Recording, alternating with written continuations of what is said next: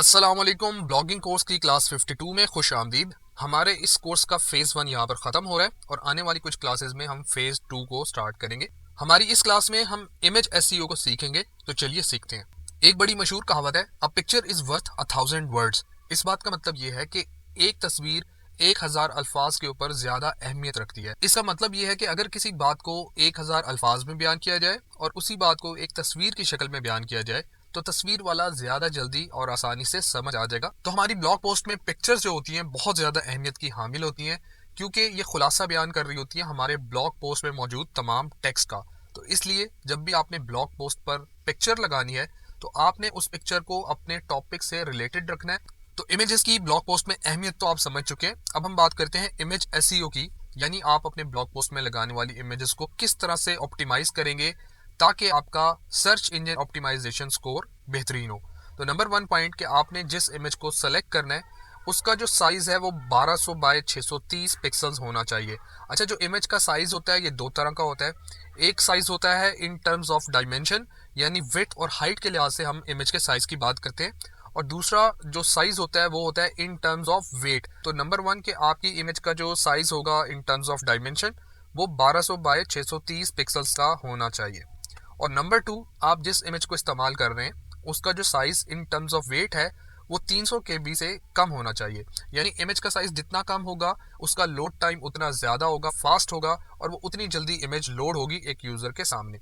अब इस काम को कैसे किया जाएगा हम इसको प्रैक्टिकली समझते हैं। तो यहाँ पर देखिए मेरे पास एक इमेज मौजूद है। अब हम इसके ज़रा साइज़ को चेक कर लेते हैं, दोनों साइज़ को हम चेक करेंगे। तो जैसे मैं इस इमेज को सिलेक्ट करूँगा, क्लिक करूँगा, तो नीचे हमें इसकी डिटेल्स नज़र आना शुरू हो जाएंगी। जैसे कि आप देख रहे हैं इसकी जो डायमेंशन है वो 1280 बाय 848 है। पहला नंबर विड्थ है, दूसरी नंबर हाइट है, और यहाँ पर इसका जो साइज़ है वो 186 KB है, जो कि हमारे 300 साइज से अच्छा है। यानी ये तो ठीक है, इसको हमें ठीक करने की ज़रूरत है। अब इसको ठीक आप कैसे करेंगे? आपने अपने ब्राउजर के एड्रेस बार में imageresizer.com टाइप करना है और इस वेबसाइट पे आ जाना है। यहाँ पर आपको एक ऑप्शन मिलेगा सिलेक्ट इमेज। आप यहाँ क्लिक करेंगे तो आपके सामने ब्राउजिंग फोल्डर ओपन होगा। उस फोल्डर में से आपने अपनी पिक्चर को सिलेक्ट करके ओपन कर लेना है। इमेज यहाँ पर अपलोड हो जाएगी और आपके सामने कुछ इस तरह की स्क्रीन आ जाएगी। फर्स्ट थिंग, आप यहाँ पर क्रॉप वाले ऑप्शन पे क्लिक करेंगे और उसके बाद आपने विड्थ और हाइट में जो मैंने आपको अभी साइज बताया था वो आपने टाइप करना है। तो विड्थ मैंने कर दी 1200 और हाइट मैंने टाइप कर दी 630। उसके बाद आप यहाँ पर इमेज का वो पोर्शन जो कि आप विजिबल रखना चाह रहे हैं आप उसको एडजस्ट कर लेंगे। ये करने के बाद आपको नीचे एक ऑप्शन मिलेगा क्रॉप के नाम से, आपने इसके ऊपर क्लिक करना है। यहाँ पर क्लिक करने के बाद आप रीसाइज वाले ऑप्शन में आएंगे। रीसाइज वाले ऑप्शन में आकर आपको यहाँ पर विड्थ और हाइट नजर आएगी। आपने विड्थ को 1200 कर देना है। जैसे आप इसको 1200 करेंगे हाइट ऑटोमेटिकली उसी के लिहाज से एडजस्ट हो जाएगी। ये होने के बाद आप नीचे देखेंगे आपको एक ऑप्शन नजर आ रहा है टारगेट फाइल साइज। ये वो साइज है इन टर्म्स ऑफ वेट जो कि मैंने आपको बताया था 300 से कम होना चाहिए। अब जैसा कि हमने चेक किया है कि हमारी फाइल का जो साइज है वो 300 से कम है, यानी 186 है, तो हमें इसको मजीद कम करने की ज़रूरत नहीं है। लेकिन अगर आपका फॉर एग्जांपल साइज ज़्यादा हो, 300 से 400 हो, 500 हो, 1 MB तक हो, तो आप फिर यहाँ पर अपना टारगेट साइज 300 से कम रखेंगे। मतलब आप 290 रख सकते हैं, 280 रख सकते हैं, वो आप यहाँ पर टाइप कर देंगे। अभी हमें ज़रूरत नहीं है। उसके बाद हम क्लिक करेंगे रीसाइज इमेज वाले ऑप्शन पे।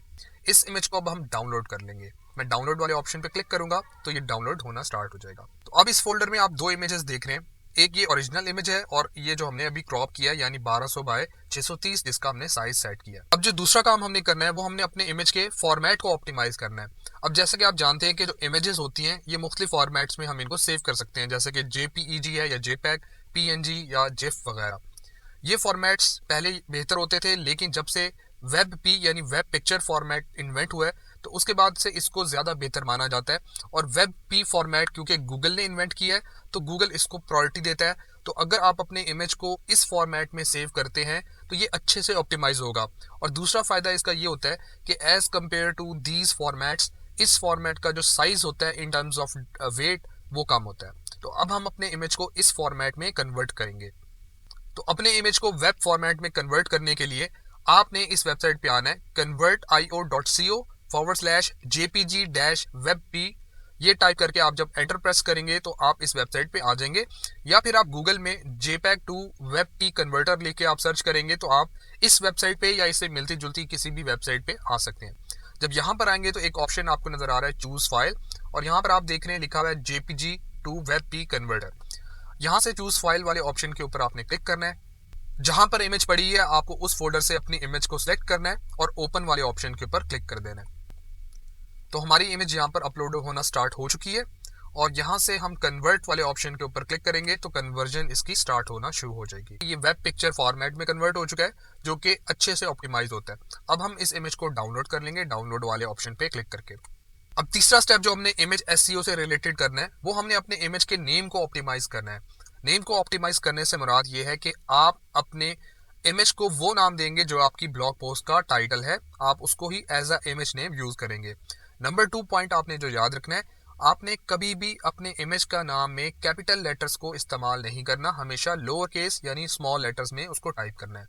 और तीसरी चीज, आपने अपने इमेज के नाम में से स्टॉप वर्ड्स को रिमूव करना है। स्टॉप वर्ड्स क्या होते हैं, आप गूगल पे सर्च करेंगे आपको एक लिस्ट मिल जाएगी जिसमें से आप देख सकते हैं। समझाने के लिए जैसे दा है, ऑन है, आ है, या विद है, इन है, इस तरह के जो अल्फाज होते हैं ये स्टॉप वर्ड्स कहलाते हैं। इनको आपने रिमूव कर देना है। अब ये प्रैक्टिकली मैं आपको करके दिखाता हूँ।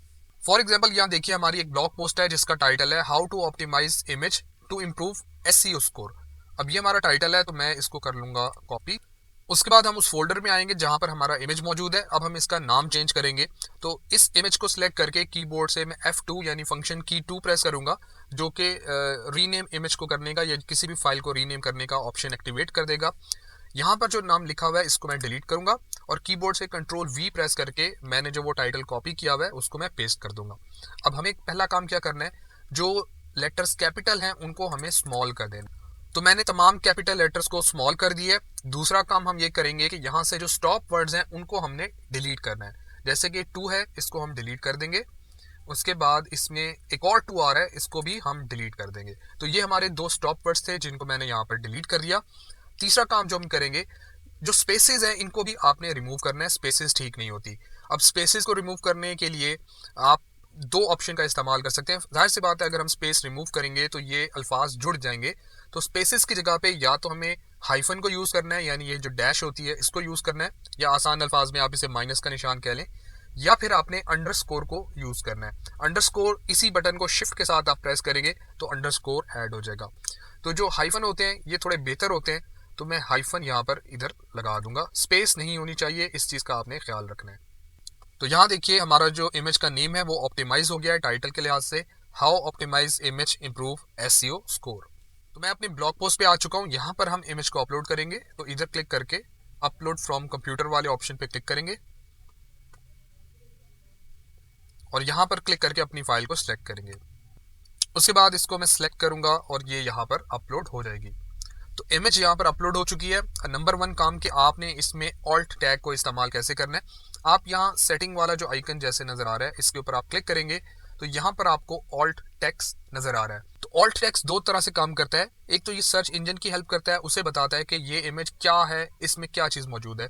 और दूसरा ये कि अगर किसी भी वजह से ये इमेज यूज़र को ना शो हो तो उसकी जगह पे ऑल्ट टेक्स्ट शो होता है। तो ऑल्ट टेक्स्ट से यूज़र ये जान सकता है कि ये जो इमेज है इसके अंदर क्या मौजूद है, किस किस्म का डाटा था। अब हम ऑल्ट टेक्स्ट को लिख देंगे।